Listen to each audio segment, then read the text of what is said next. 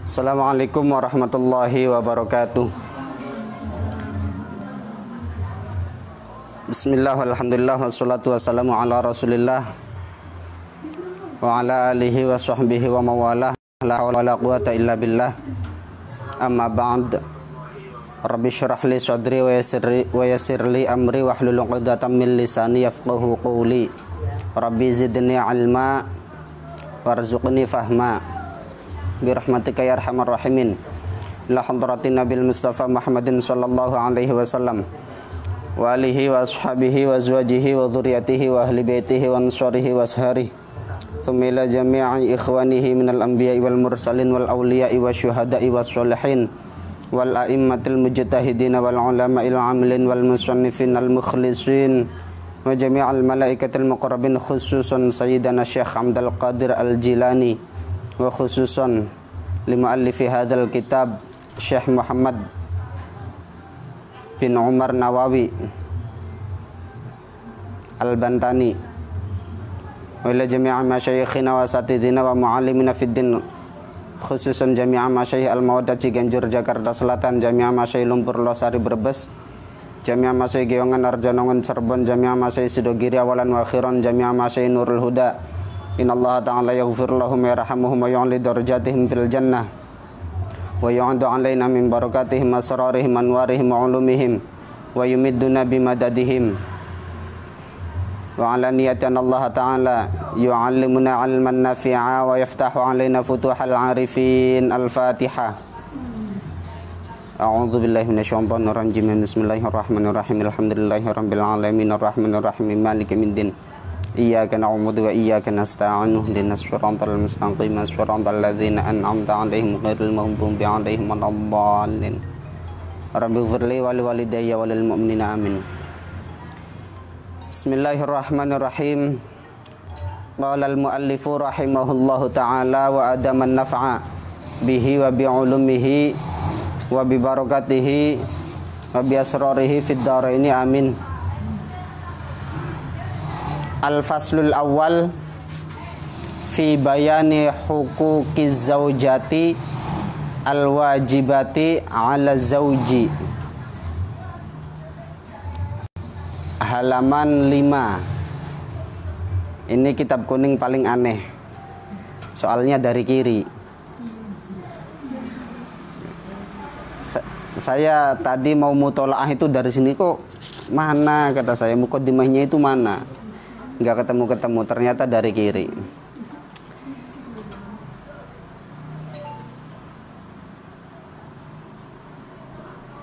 Fasal pertama menjelaskan tentang hak-haknya istri. Apa saja yang diterima oleh istri menjadi kewajiban seorang suami. Kalau kesimpulannya sampean lihat di halaman 4. Di halaman 4 di situ ada al-faslul awal fi bayani huquqiz zaujah al-wajibah 'ala zauji. Apa saja isinya? Kesimpulannya yang pertama husnul usyrah. Husnul usyrah atau muasyarah bil ma'ruf, bahasa Al-Qur'annya wa ashiruhunna bil ma'ruf. Mempergauli istri dengan baik. Mempergauli bukan cuma 17 plus, bukan cuma 17 plus. Dalam segala hal memperlakukan istri, simpelnya memperlakukan istri dengan baik. Istri minta bedak, mas, belikan bedak, belikan. Itu termasuk muasyarah bil ma'ruf. Mas, jajan bakso, belikan bakso. Termasuk muasyarah bil ma'ruf. Haknya perempuan. Suami harus memperlakukan istri dengan baik. Begitupun sebaliknya, istri harus memperlakukan suami dengan baik. Itu yang pertama. Yang kedua, wa mu'natuz zaujati. Mu'nah, nafakoh. Istri harus dikasih makan. Istri jangan disuruh ke Arab Saudi. Kamu kerja ya, saya nikah lagi. Pulang-pulang buat rumah. Istri pertama pulang, istri kedua suruh ke Mekah. Jadi TKW lagi. Istri kedua ke Mekah, istri pertama halangan, kawin 3.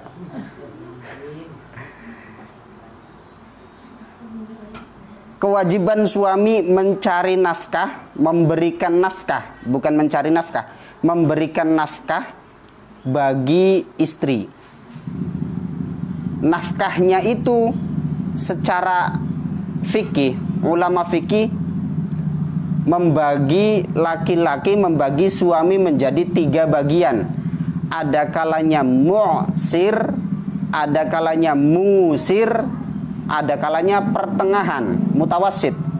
Saya ulangi, ada kalanya mu'sir. Mu'sir ini artinya laki-laki miskin. Miskin. Ada kalanya musir, laki-laki ini kaya. Ada kalanya mutawasid, pertengahan. Kalau mu'sir, kalau si suami itu miskin, maka kewajiban menafkahi hanya 1 mud. 1 mud. 1 mud itu sekitar 6,75 on. 1 mud. Enggak nyampe 1 kilo.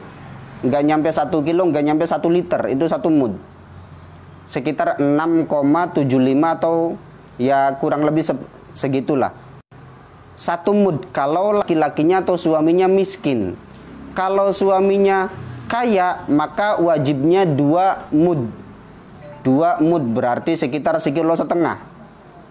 Kalau laki-lakinya atau suaminya ini pertengahan, miskin, yuk enggak, kaya, yuk enggak, maka 1 mud setengah. 1 mud setengah ini nak, harus untuk istri semua. 1 mud setengah ini atau 1 mud setengah atau 2 mud ini untuk istri semua. Jadi idealnya kalau ada perempuan kok gemuk berarti suaminya kaya. Karena makannya 2 mud. Makannya 2 mud. 2 mud berarti 1,5 kilo dimakan 1 hari 1 malam sendirian. Kalau anaknya yo tambahin lagi, jangan 1 mud, jangan 2 mud. Paham ya? Nah, jadi kalau ada perempuan gemuk sudah bisa dicurigai suaminya kaya. 1 mud itu 6 koma ya, 6 koya, katakanlah 7 on, katakan 7 on. 7 on dimakan 1 hari 1 malam, sampeyan gak kira habis. Pas 2 mud. Itu belum ngitung udem, apa udem itu? Lauk pauk. Lauk pauknya umumnya apa? Kalau orang miskin umumnya tahu tempe, ya tahu tempe. Jangan menuntut lebih. Jangan menuntut lebih. Ketika menuntut lebih, kok suaminya ikhlas, nggak jadi masalah. Kalau menuntut lebih, suaminya nggak mau, nggak wajib suami menuruti. Kalau umumnya tahu tempe. Umumnya Kentucky, mas. Belikan Kentucky. Tahu tempe berarti suami masih hutang. Hutang loh. Hati-hati, nafkah jangan dikira nafkah ini cuma pokok makan seadanya. Enggak, ada ukurannya. Ada ukurannya. Hitungannya hutang ya, hitungannya hutang. Karena hutang, maka wajib dibayar. Sampai kapan dia wajib membayar? Sampai dia bayar atau sampai istrinya ikhlas. Mas, nggak apa-apa saya ini saja. Wes soleha banget itu. Soleha banget. Mas, nggak apa-apa. Orang lain makan Kentucky nggak apa-apa. Orang lain makan sop buntut nggak apa-apa. Saya cukup tahu tempe, colek sambel, kecap. Nggak apa-apa mas. Berarti kewajiban gugur. Karena istrinya ikhlas, solehah. Ibro istilahnya, istrinya membebaskan. Nggak utang sudah. Itu nafkah, itu soal nafkah. Terus lagi termasuk wajib nafkah adalah sesuatu yang menjadi kebutuhan penghidupan. Seperti kalau setelah makan, umumnya kamu kalau setelah makan pakai selilit enggak? Oh, saya pakai selilit, gigi saya ini agak aneh, harus pakai selilit. Wajib dibelikan selilit. Kalau kamu biasanya pakai selilit enggak? Enggak, maka enggak wajib pakai selilit. Itu soal selilit loh ya. Tahu selilit? Ya, lidi itu, lidi. Soal selilit itu loh. Lebih jelasnya di Fathul Mu'in Babul At'imah itu ada. Di i'anahnya tapi. Termasuk lagi sahabat Ibnu Abbas itu ketika mentafsiri ayat wa'ashiruhunna bil ma'ruf, itu beliau dawuh begini, saya suka berdandan di depan istri saya dan saya suka istri saya berdandan di depan saya. Jadi berdandan di depan saya, berdandan untuk suaminya. Ingat, berdandan untuk suaminya. Saya mau keluar pakai bedak tebal, lipstick. Dulu sebelum nikah nggak pakai lipstick. Sekarang aja pakai lipstick. Dulu nggak pernah pakai lipstick. Pertanyaannya, kenapa kamu pakai lipstick? Oh, saya mau keluar, bukan untuk suaminya, haram. Kereng sampean tat. Kereng sampean. Saya kasih tahu. Hukum asalnya perempuan keluar berdandan, hukum asalnya haram. Kenapa? Karena menyebabkan fitnah. Fitnah itu apa sih? Ada yang tahu fitnah? Fitnah itu apa? Ada yang tahu? Cung yang tahu. Mungkin sampean taunya fitnah itu menuduh orang tidak sesuai kenyataan. Bukan cuma itu, nak. Fitnah itu bukan cuma itu. Kamu lewat di depan laki-laki, pas laki-lakinya, wow, sweet, fitnah. Faham? Laki-laki yang awalnya nunduk gara-gara mencium bau harum, parfum, eskulin kolon gel. Pas langsung, sapar ya. Pas tengok, fitnah. Itu termasuk fitnah. Intinya, sesuatu yang menyebabkan mailul qalbi atau condongnya hati, itu namanya fitnah. Faham ya? Jadi jangan salah, fitnah, menuduh orang tidak sesuai kenyataan, itu bahasa Indonesia itu. Aslinya fitnah itu yang menyebabkan mailul qalbi, itu disebut fitnah. Ada lagi yang menafsiri fitnah itu mayuthirus syahwah. Setiap segala sesuatu yang membangkitkan syahwat. Membangkitkan syahwat itu namanya fitnah. Tapi yang paling keren, enggak sampai syahwat, pokoknya sedikit mailul qalbi. Sedikit mailul qalbi itu namanya fitnah. Paham ya? Yes. Jadi ingat, bedakan, lipstikan itu untuk suami. Tapi Ustadz, nah ini saya kasih gambaran, saya kasih cara berpikir luas ini. Tapi Ustadz, suami saya ini tokoh, imam masjid, pembina pondok, misalkan. Suami saya ini tokoh. Kalau saya keluar enggak dandan, wah betapa orang ini omongannya kayak apa. Wah, istrinya ustadz itu, istrinya kiai itu, enggak dikasih duit sampai enggak kuat beli bedak. Nah, yang jelek siapa? Suaminya. Menjaga nama baik suami itu kewajiban istri. Berarti dandan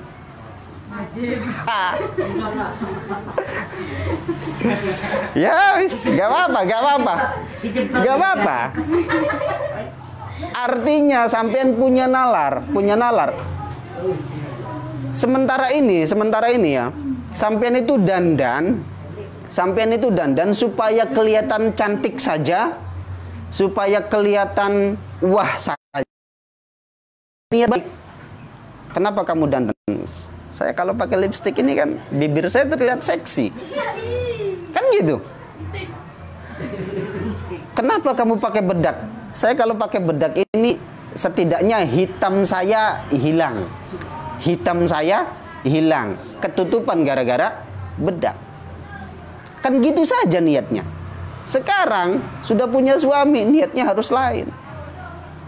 Kenapa kamu pakai bedak? Biar suami saya tidak dihina oleh orang. Oh, berarti niatnya baik.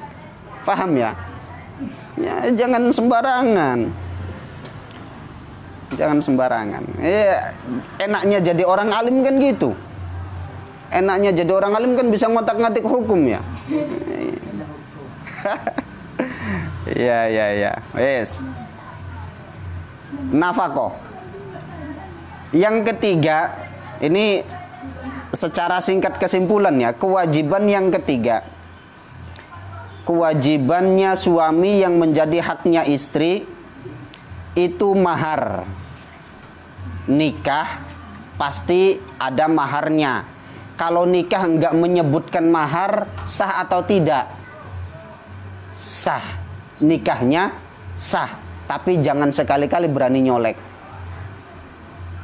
Saya ulangi, nikah tidak menyebutkan mahar, nikahnya sah. Tapi jangan sekali-kali berani nyolek. Perempuan harus jual mahal, suaminya nyolek, colek. Mas, belum bayar mahar, jangan dulu. Boleh loh ya, ini hak. Ini hak kalian, perempuan. Hak kalian perempuan. Yang laki-laki juga harus tahu diri. Mau nyolek, aduh, duit saya masih pas-pasan, belum kuat beli cincin 1 gram. Ya jangan nyolek dulu. Kecuali lagi-lagi kalau istrinya soleha banget, Masya Allah. Gak apa-apa mas, walaupun maharnya utang, gak apa-apa. Colek saya. Cek solihai istrinya. Sudah gitu, aduh, sudah kadung dicolek. Tadi kan utang, colek modal utang. Setelah modal utang, aduh, dek, mas enggak kuat bayar. Ya sudah mas, tak ikhlaskan. Ibro, wah, luar biasa ini. Luar biasa. Tapi suaminya, insya Allah, enggak bakal jadi wali. Nanti keterangannya ada di situ. Ketika orang sabar menghadapi istri yang jahat, istri yang buruk, sampai keluar keramatnya macan aja tunduk. Nanti seterusnya tinggal dibaca aja sendiri. Kalau saya baca semua nggak kelar saya baca semua. Jadi wali, jadi salah satu syaratnya wali cari istrinya yang cerewet, ya. Nawawi, ya sudah melalui masa lalu lah. Yes. Mahar. Kemudian wal qasmu, giliran. Ini untuk suami atau untuk istri yang punya saingan. Suami istrinya lebih dari 1, maka giliran ini sudah menjadi haknya istri, kewajiban suami. Poligami, suaminya poligami. Pembagian giliran harus adil, tergantung perjanjian.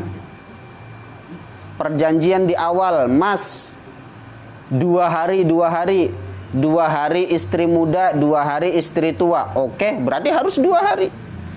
Harus 2 hari. Itu giliran, wajib hukumnya.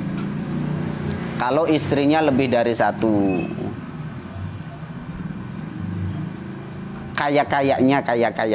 Kalau sampean enggak bakal kuat.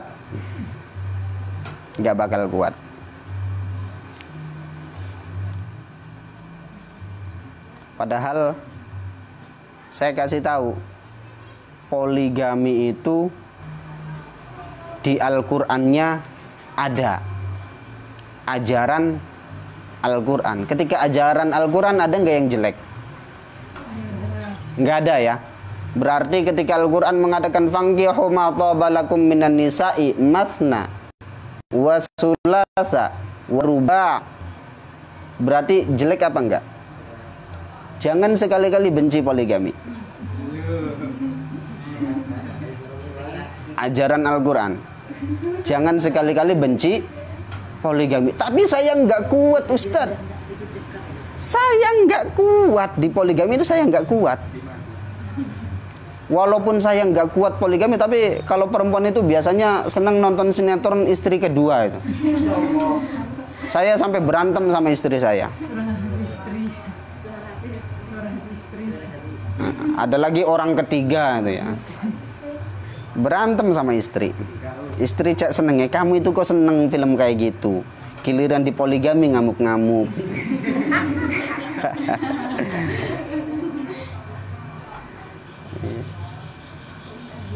Tidak boleh benci poligami. Tapi saya nggak kuat, Mas.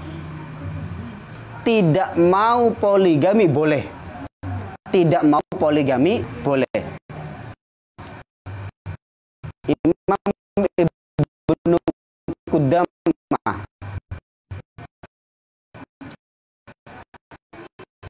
menjelaskan ketika sampean nikah, perempuan itu boleh mbak saya dengan syarat. Apa syaratnya? Saya tidak mau dipoligami. Boleh. Paham ya? Tidak mau poligami boleh. Jangan sampai benci poligami, karena jangan sampai. Saya ini termasuk tim sukses poligami. Sekalipun saya tidak mau poligami. Kenapa sampean tidak mau poligami? Saya masih takut. Masih takut. Yes. Kemudian yang selanjutnya wa ta'limuha ma tahtaju ilaihi min furudil ibadat wa sunaniha walau ghaira muakkadah. Yang ke berapa?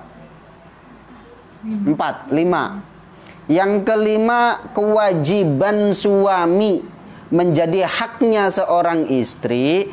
Suami wajib mengajari istrinya tentang ibadah-ibadah fardu, ibadah-ibadah sunnah, baik sunnah muakkad atau sunnah ghairu muakkad. Saya ulangi. Kewajiban seorang suami menjadi hak seorang istri. Suami wajib mengajari istrinya kewajiban-kewajiban ibadah, sunnah-sunnah ibadah, baik sunnahnya itu muakkad atau tidak muakkad, wajib diajari. Neng, ini wajib, caranya begini. Ini sunnah, caranya begini. Ini fardu kifayah, caranya begini. Wajib diajari, wajib. Termasuk juga mengajari masalah haid. Kesimpulannya, suami wajib mengajari istrinya ilmu fikih. Wajib mengajari istrinya ilmu fikih. Karena itu sebelum nikah ya harus ngerti fikih suami itu. Suami itu harus ngerti fikih. Terus gimana Ustadz? Saya ini sudah kadung Ustadz. Saya sudah kadung di pondok, tidur tok. Sholat ya kalau inget. Ya wis pokoknya males lah saya di pondok. Sehingga saya nggak ngerti fikih. Solusinya gimana? Solusinya suami wajib ngongkosi, wajib membiayai istri untuk menuntut ilmu. Wajib hukum. Wajib. Ketika suami tidak mampu mengajari karena tidak ngerti, nggak punya ilmunya, dalam tanda petik bodoh, maka suami wajib memberi biaya, memberi ongkos untuk ngajinya istri. Ya silahkan kamu ngaji ke ustadz ini, nanti saya yang bayar. Wajib hukumnya. Kalau nggak mau modal, ya, yang belum kan husna ya. Kalau nggak mau modal, host, cari yang alim, host. Cari yang alim. Ustadz. Walaupun CLBK gitu. Masa lalu gara-gara liburan corona pas CLBK ya nggak apa-apa, yang penting ngerti fikih. Yes. Secara kesimpulan itu dan wajib juga suami ini yang terpenting loh ya, ini yang terpenting yang kadang-kadang disalahpahami oleh perempuan. Suami wajib memberitahu ke istrinya, Neng, kamu itu wajib loh taat ke saya. Terlepas kamu itu marah atau tidak marah, kamu wajib taat ke saya. Ini kadang-kadang istri suka jawab, tapi kamunya kan begitu. Nah, begitu. Repot ini. Suami ini jawabnya agak repot. Loh kok bisa repot? Pengalaman pribadi. Kamunya aja belum bisa ngurus sendiri, repotnya begitu. Ini kalau punya istri setengah ustadzah ini gini, setengah ngerti ini begini. Wajib ya, wajib ngasih taunya lo wajib. Kamu istri wajib taat kepada suami, ngasih tahu.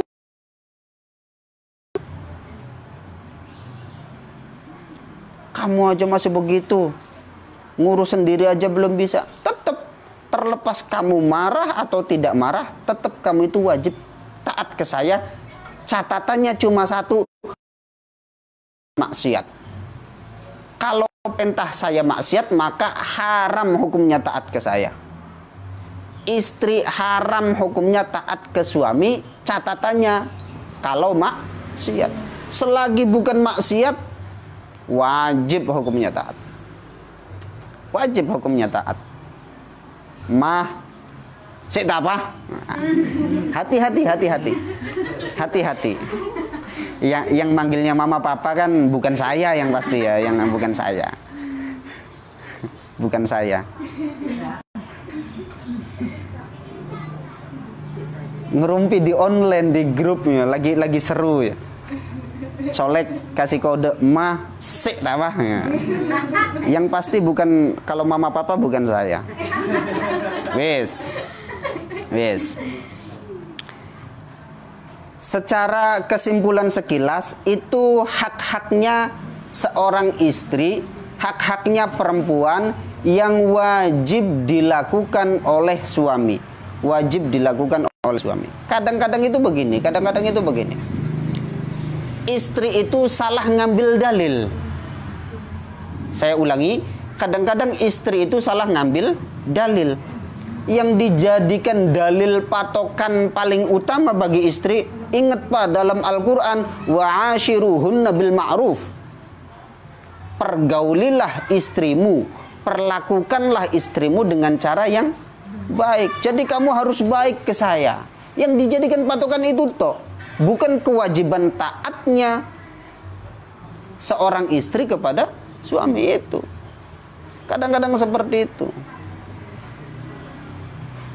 Ya lagi-lagi kalau punya istri setengah ustadzah agak repot. Dalil, nyuci piring kewajibannya siapa? Suami. Nyuci baju kewajibannya siapa? Suami. Nyapu rumah kewajibannya siapa? Nguras jeding, nguras WC, tanah, semuanya kewajiban suami. Kewajibannya istri cuma satu, taat.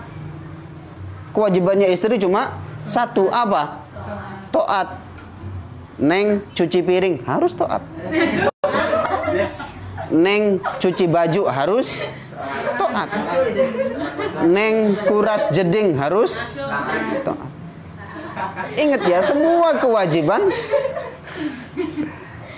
Loh iya, di kitabnya seperti itu, di kitabnya. Kewajiban istri hanya taat. Jadi suruh nguras jeding ya taat, suruh masak ya taat.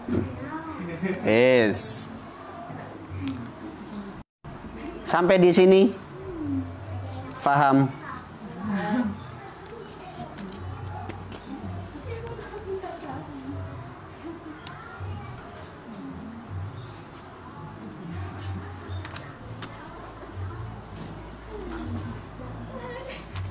Sekarang kan kewajiban yang pertama wa'ashiruhunna bil ma'ruf. Perlakukan istri dengan cara yang baik, ya. Perlakukan istri dengan cara yang baik. Kalau istrinya itu jahat, istrinya itu cules, judes, cerewet, ini bagaimana? Maka ketika ada pembangkangan istri terhadap suami, langkah yang pertama adalah wahjuruhunna fil madaji'. Diemi istri, diemi, jangan diajak ngomong, pura-pura ngambul, pura-pura ngambul, diem. Mas, maam, diem. Mas, mau kemana? Diem. Jangan diajak ngomong. Itu langkah yang pertama. Jangan diajak ngomong, didiemi. Kalau bahasa Jermannya siwaan, ya, siwa. Bahasa Jermannya siwa. Diemi istri, wahjuruhunna fil madaji, hatta fil madaji, sehingga diranjang. Jangan kasih jatah. Jangan kasih jatah.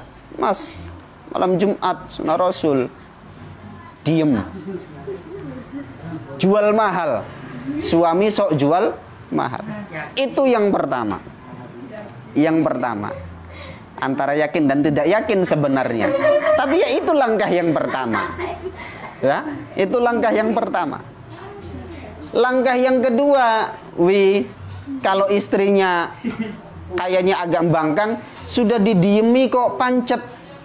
Sudah didiemi pancet. Loh, ini sudah saya siwa sampai 3 hari 3 malam, 7 hari 7 malam. Boleh nggak lebih dari 3 hari?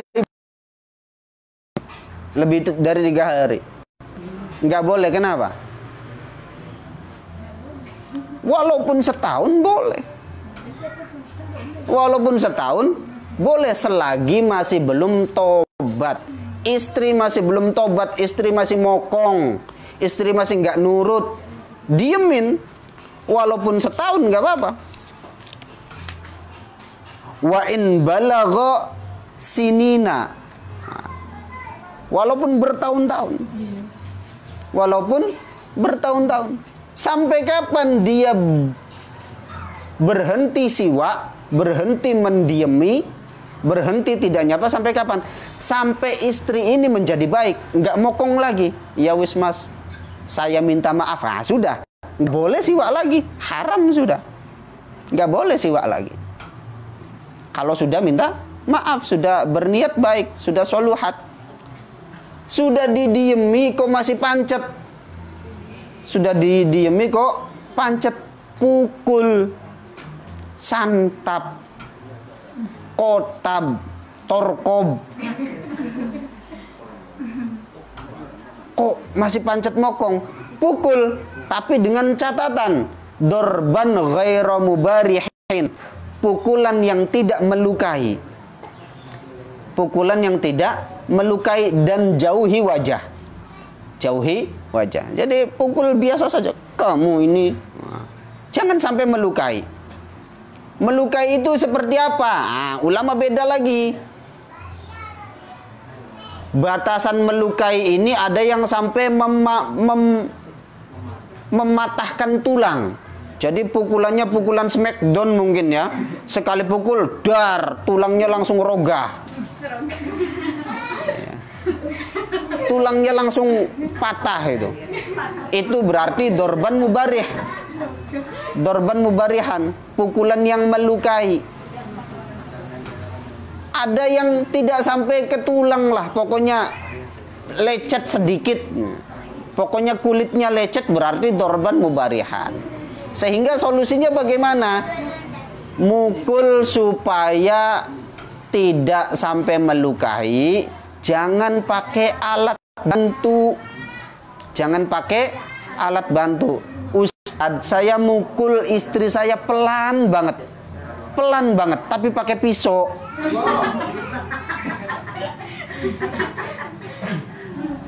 Saya nggak sampai mukul Ustaz, cuma nyolek, tapi pakai jarum.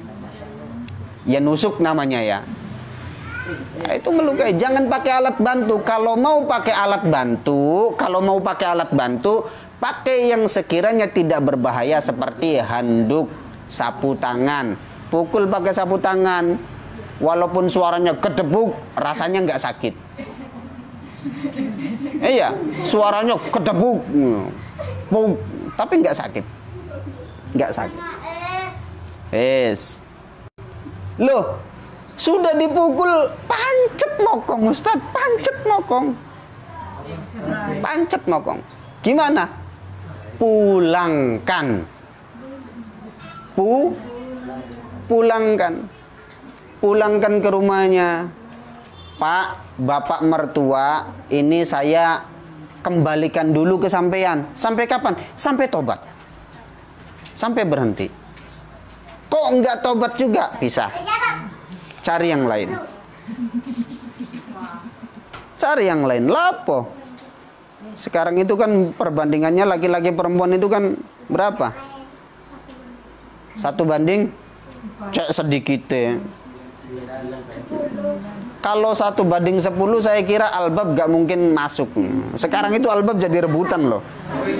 Itu menandakan perempuan itu sudah hampir gak kebagian.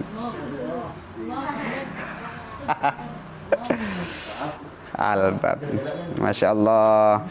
Tadi kepergok saya lagi godain Habibah ke SMA. Kok tweet. Itu yang hafidhoh pakai kacamata itu. Itu muridnya Ustadzah Khadijah itu, tanggung jawabnya itu. Iya putih orangnya. Iya putih. Ya kok nggak tahu diri gitu ya. Iya. Ya untungnya Habibahnya nggak mau. Kebalik Bab ya. Musibah nggak mau Bab ya. Ya. Yes. Itu kalau mau pakai cara urutan nak ya. Kalau mau pakai cara urutan. Jadi pertama diemin dulu, jangan disapa. Langkah yang kedua pukul, tapi pukulnya tidak sampai melukai. Cara yang ketiga pulangkan, pisah. Itu kalau mau pakai urutan. Tapi alangkah baiknya jika seorang suami ini kuat sabar dengan keburukan istrinya, diomelin yo diem. Sampean iki Mas, terus ngomong panjang lah, diem toh. Ketika dia sabar,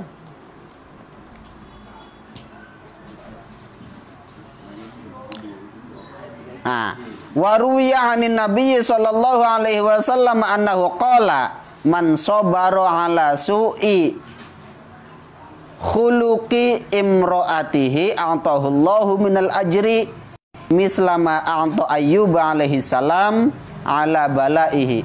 Kalau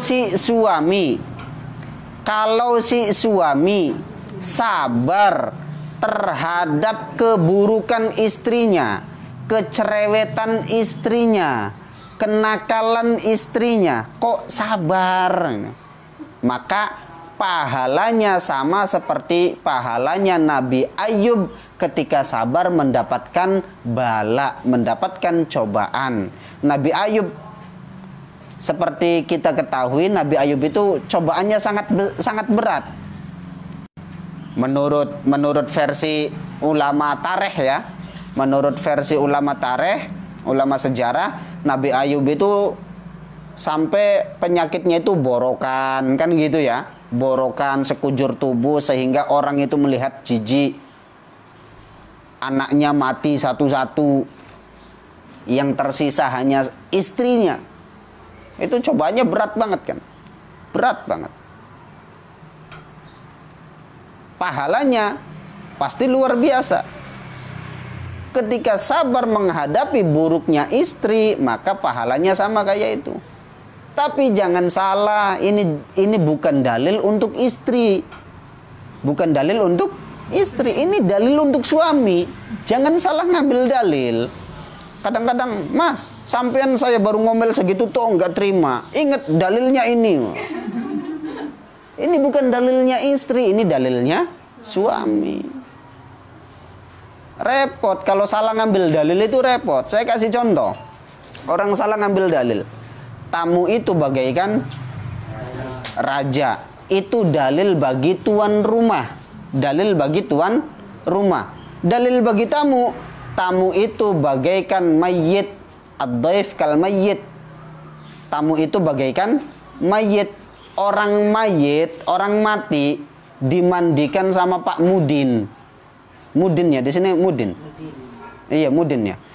Dimandikan sama Pak Mudin. Kira-kira dimandikan mayit ada nggak yang protes? Nggak ada.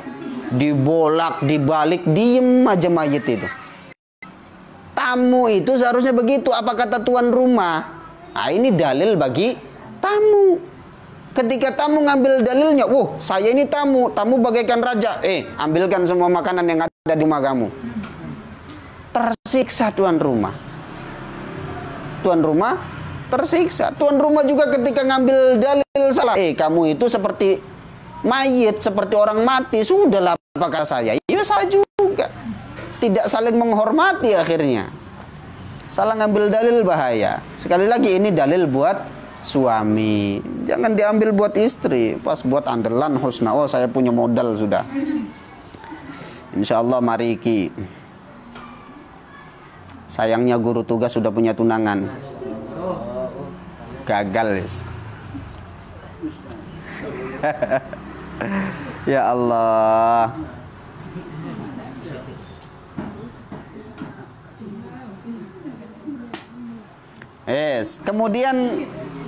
Kemudian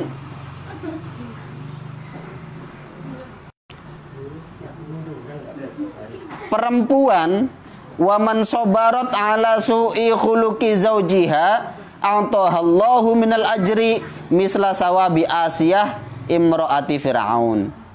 Kalau ada perempuan sabar ngadepin istrinya yang buruk, perempuan sabar ngadepin perempuan sabar ngadepin suaminya, ini jeruk makan jeruk nanti.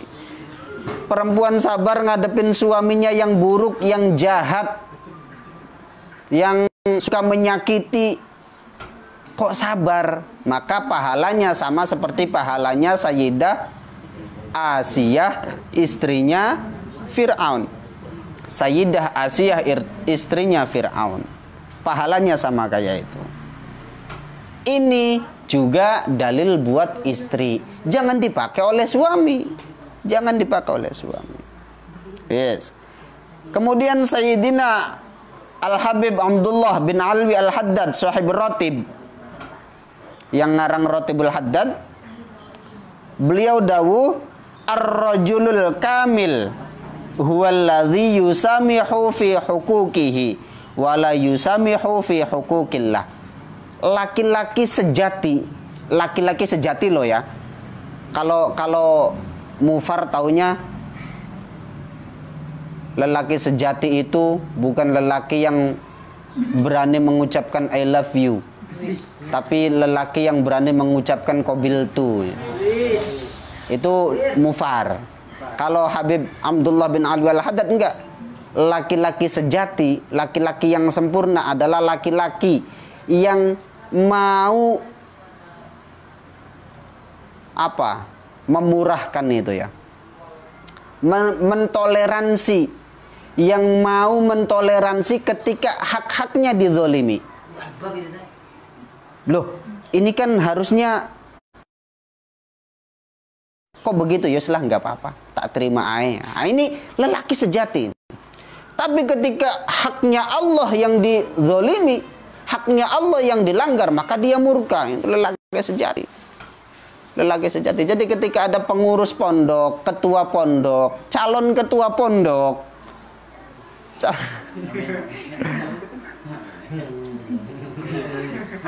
musibah sebenarnya, musibah, kecelakaan.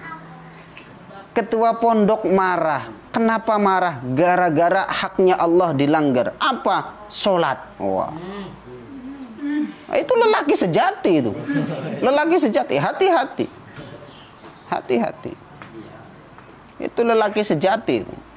Kamu nggak sholat di sini, pulang sana. Oh, itu hebat itu.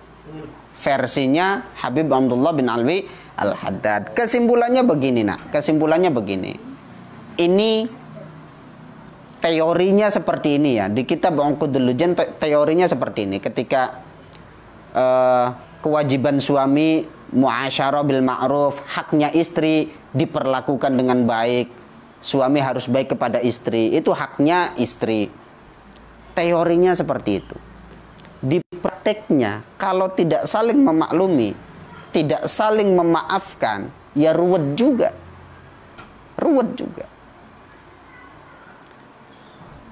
Sayyidina Umar, presiden, bukan presiden satu negara ya.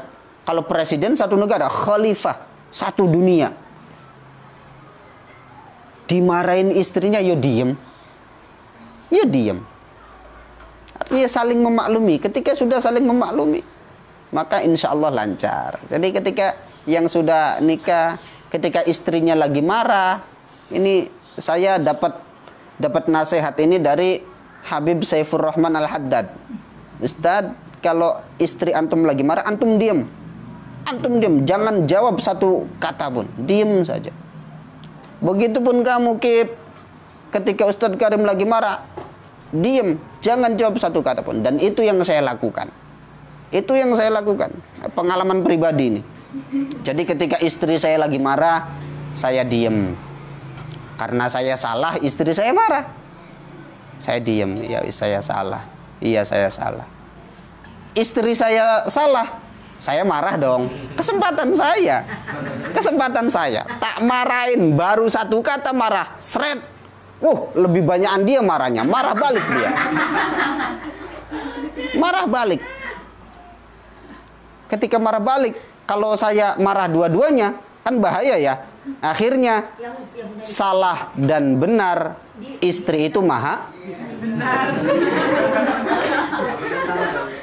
Pokoknya masa bodoh salah, masa bodoh benar, istri itu maha benar. Jangan sekali-kali menyalahkan istri itu, bahaya. Bahaya menyalahkan istri itu. Mungkin sampai di situ saja mungkin. Kurang lebihnya mohon maaf karena Al-Fakir masih dalam tahap pembelajaran. Akhirul kalam, wallahul muwaffiq ila aqwamit thoriq. Wassalamualaikum warahmatullahi wabarakatuh.